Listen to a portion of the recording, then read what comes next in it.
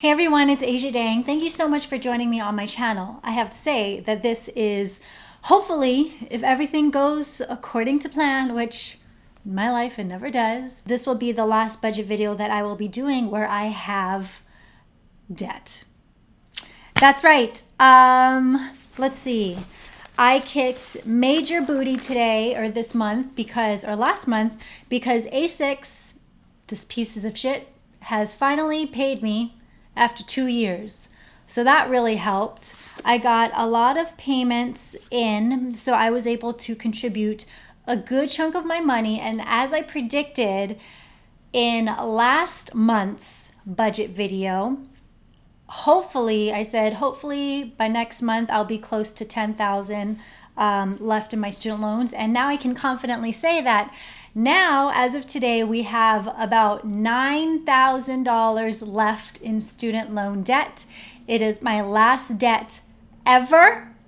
And yeah, I actually could be debt free right now because I have the money to do so if you check my budget. However, because I got so much money in last month, I wasn't sure when I was going to get paid next for this month. So instead of kind of just getting overly excited and throwing everything I have literally left at this debt, I'm going to wait until I get another payment in just so, I have something in my bank account and I have money for rent. So that is obviously huge news. While financially it was a big month for me because I did get some payments that I've been waiting on, it was also financially unexpectedly stressful in different ways. And if none of this happened this month, then I would confidently be able to pay off my loans, but life doesn't happen that way, does it? So, in the month of October, I found a stray dog, and if you follow me on Instagram, you know that I always tend to find them. And I looked for the owner. The dog wasn't microchipped. I named him Boomer. He didn't have a tag. He's potty trained, so he was someone's, but he was left in a place that tells me that he was left there intentionally. So we gave it about 3 weeks. Last week I neutered him. I also got him up to date on all of his shots. He had fleas, so we had to give him flea medication and all of that good stuff. So we're trying to find a home for him. However, because of that, I spent about $1,000 on getting everything he needed. And that's fine because, that's what you do when you have money is you help those in need. And I wasn't going to just drop him off at the shelter where who knows how long he'd live there. But he's been at a couple different foster homes. We can't really have him in our place because Brian is allergic to dogs that have fur, whereas the boys, they have hair, so it's easier for him to handle. But right now he's staying with my friend Amanda's, and we're actively searching for a new home for him. And it was actually quite interesting because I took him to 2 different vets. The first one was initially just like in my neighborhood, and I asked for a quote for neutering, and they quoted me about $600. And then Animal Hope and Wellness, which is one of the rescues that I donate to on behalf of my Adopt Don't Shop merch, they recommended that I go to an animal hospital called North Figueroa Animal Hospital or something. And for neutering, I paid them $180 for neuter, for 2 medications, and he finished his round of shots there. $180. So granted, I would never take my dogs there outside of just the simple shots. I would never go there if there was an emergency, but for there to be such a drastic difference, that's like a $500 difference between neuterings, was really interesting. So I would like, if anyone is a vet in watching this video, if someone could explain to us, why the price differences and what those costs mean to you, because I'm very well aware The doctor, the vet at North Fig, was busy. I went in, his Boomer's checkup was probably about a minute long, and we were in and out, which personally I like, because sometimes I spend hours at the vets and it's like, dude, why are we taking so long?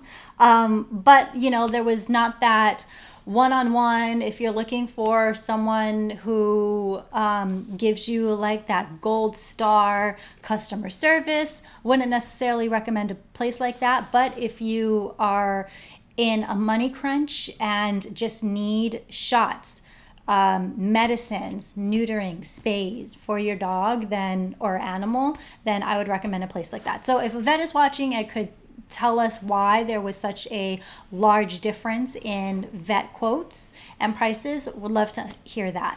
So that happened, and Boomer is such a great dog. Like, I would never regret spending that kind of money on a dog, because the other option would just be him going to the local shelter where they euthanize. So I'm happy that we were able to get him into various foster situations. If you follow me on Instagram, you know that you've seen Boomer. He's such a great dog. He's honestly better than my dogs. He doesn't bark. He's very calm. He's about like 2 years old, so he has a long life to live. So I'm happy that's something that I dedicated my October to.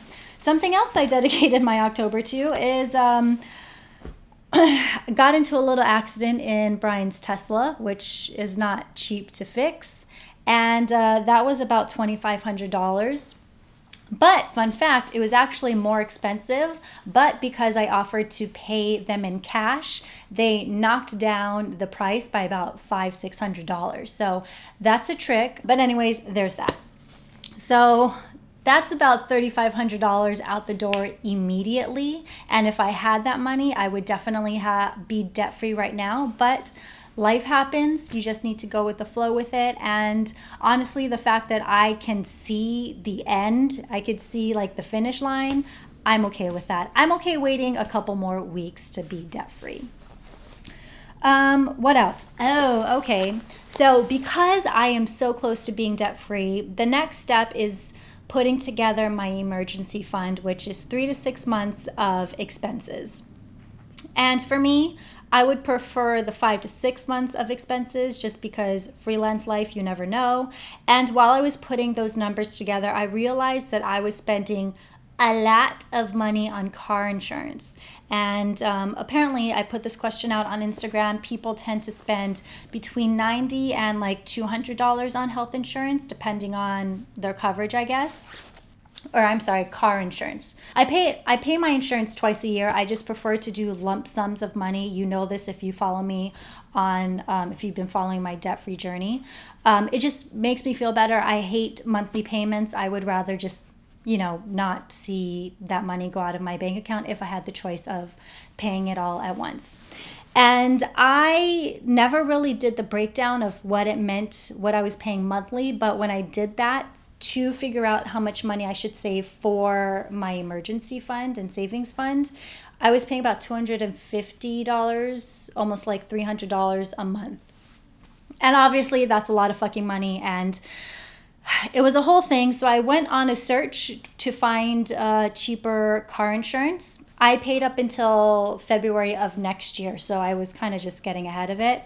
But turns out that the reason why my car insurance is so expensive is because I have 2 tickets under my belt, which I paid for. Clearly, I'm not very good at adulting, because I got myself in this student loan situation, and there's a lot of other things that I've learned financially about myself throughout this journey. But I thought that when you pay off a ticket, it kind of just like was expelled from your record. And if you have more than 1 ticket in 3 years, then that makes you in California like you don't get like the California's good driver discount for your insurance policy. So I'm no longer a good driver. I remember those tickets too when I was talking to Allstate called me and they were actually very nice. I think the rate they quoted me was like 180, but then I told them, I was like, I'm with Mercury. They're charging me all this so much money, and they're like, that's so weird. Mercury insurance is normally the best. And she took the time to go through my record and stuff and say, listen, this is why you're paying so much money. You're going to be paying this money until 2021, until one of the tickets falls off my record, which is a long time from now, but I will be punished for that. I just thought, like, if you pay it off, it was going to go away. But apparently if you go to traffic school, then that's when it is expunged from your record. I just don't understand. For like old rich white men, paying people off works all the time. One was when my mom and I bought her new car. We drove from Texas to California because she bought the car in Ohio, and then we went down for Brian's family and Christmas 2 years ago, and yada yada. Anyways, Texas is a very large state, and it is a very boring state to drive through. So I didn't even realize that I was speeding because it didn't seem like I was going that fast in the car, but apparently I was speeding. And then instead of having to go back to Texas to see the judge or anything, I paid it off. And at that point, I didn't have money. That was when I was very, very, very, very broke. And I was scared to see what the ticket was, so I just kept on pushing it off. And I didn't pay it until the next year in June. And then the second one happened, I think, last year, where honestly, traffic in LA sucks. What do you expect me to do? Wait 10 minutes to just make sure I stay in the line to go, to exit? No, I went around a car. I didn't see a cop behind me. He was behind me, and I went through a solid line to go around the car, and I got a ticket for that. So anyways, moral of the story, I will be paying a very high premium for car insurance until 2 years from now, which sucks. But I was also thinking about upgrading my car since I do have my paid off Fiat. So I was just playing around with finding different cars and stuff. But apparently if you get another car, then on top of my poor driving record, that will just increase my insurance more. So it gives me time to save up money to pay for a new car in cash while I keep my Fiat until all these bad record driving incidents are off of my record and I can go back to a more reasonable car insurance. Speaking of insurance, this video is full of information. I got my new health insurance. Yay! So I canceled, I know you guys said don't cancel your health insurance until another one comes in, but I did not want to pay another $600 for health insurance for the last 2 months of the year. So I'm just going to cross my fingers and hope to God that nothing happens. So pray for me, people. Apparently I'm a walking nightmare. But I got my new health insurance. I got it with Kaiser through Covered California. So they have their open enrollment. It started this month. So if you're looking for new health insurance coverage for the year of 2020, oh my God, we're in a new decade now. Go for it now. I went with Kaiser. I think mine payment is $180 a month. I got the very lowest because I don't, maybe just for a yearly checkup. I don't really need medications, or I don't go into the doctor's office that often, maybe once a year. So I kept it very low. And I think it was the Kaiser Bronze health insurance. So that's going to start January 2020. And I'm actually going to call them and see if I can, because online they didn't give me the option of paying a lump sum, but I'm going to call them probably next week and see if I did pay a lump sum for like half the year, if there would be a discount on top of that. Okay, also, now that shit's happening, I found, even though Brian pays our utility bills, I've been actually opening them up when I get them, our statements in my email address, because they're sent to me even though he pays them. What are your guys's water and power monthly payments for a 2-bedroom apartment? Because ours is a lot of money, and I know that we do have the AC running. I'm trying to be an environmentalist, but I also don't want the dogs to die in the heat. And then we do run the laundry a lot because obviously Brian's a dancer, so he goes through like 2 changes of clothes a day. So can you guys tell me in the comment section, for those of you that have a 2-bedroom apartment, how much your utilities bill is? I think our bill is charged like every 2 months, but like every month, every 2 months, what you guys pay for that, because I'm pretty sure we're paying a lot of money. So I'm going to call LADWP soon and just see if they can tell me the breakdown of why we're paying so much money and see if we can cut somehow. I grew up from Hawaii, so I never really used AC until I came to LA, because San Francisco, it's just, when I was there, it was generally very cold, so you never needed it. So I'm a person that likes to open up windows and doors, but Brian does not. So maybe we can see some kind of middle ground to bring that cost down. Even though I'm not the one paying for it, I am still actually going to include that into my personal savings/emergency fund, just in case something happens between us, or, you know, one of us doesn't get paid because the freelance life. I want to be sure that I'm able to fully support our entire family for 5 to 6 months. So that is my goal for savings. Guys, I think that's it. Like I said, it was a very stressful, emotional month for me financially. It's just, everything happened at once. I got all this money, and then I had to spend all this money on things I didn't account for. And then it was a whole thing with where I had $45,000 taken out of my account.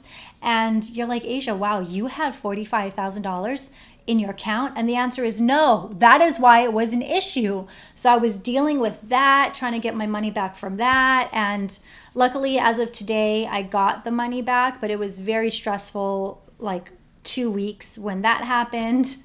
A lot of stuff has been happening. But before the whole money withdrawal of all that money happened, I had actually taken out cash. I don't know why I thought about doing that, but I just did anyways. And it ended up being my lifesaver. And honestly, I've had a credit card for years. The first thing I did when I started my debt-free journey was I paid it off. It's the credit card I got from like college, which is like a long time ago. Don't say anything. And I just never used it since, but I did take it out of my in the back of my drawer, just in case I needed something, because I had no money I had a negative amount of money in my checking account for quite a long time this month, or last month.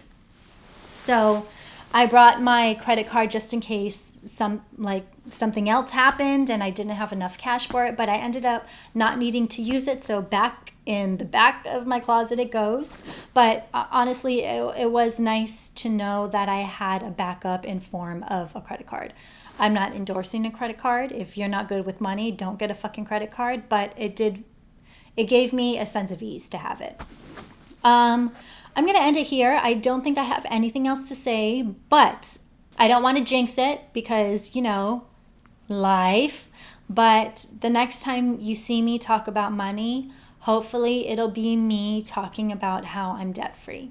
Your other homework for today is to tell me once that does happen, so December, hopefully, from now on, what do you want my monthly money videos to look at? Because I don't want to do budget videos anymore. I'm tired of it. It's exhausting. But I also understand the importance of you seeing me talk about money on a monthly basis. Also take into consideration that I'm someone that just posts what I'm living. So I can't talk about investing until I start investing. I can't talk about buying a car with cash until I actually buy a car with cash. So just remember that that's the kind of person I am. I only talk about experiences that I've been through. So I don't know, with all that in mind, what kind of money videos would you like to see from me once I am debt-free, which is hopefully by the end of November. Okay? I'm Misha Dang. Thank you so much for watching. The journey is almost over, guys. Oh my God. I cannot fucking believe it. Yes. Oh my God. Like, I know I've been very emo about this whole debt thing for the past 2 years, and that's because debt is fucking stressful and you want to throw yourself off the side of a building every other fucking day. But honestly, for the first time, this started in October when I saw that payment get to 10,000, then get to under 10,000. I feel fucking great. I honestly feel like I could conquer the world now. That's what getting your finances in order and becoming debt free means to you. It means that you can start to feel like you can take over the world because nothing is no longer tying you down. Thank you guys. I appreciate you guys so much. My journey would be nothing if it was not for you and your support. So I will see you next time.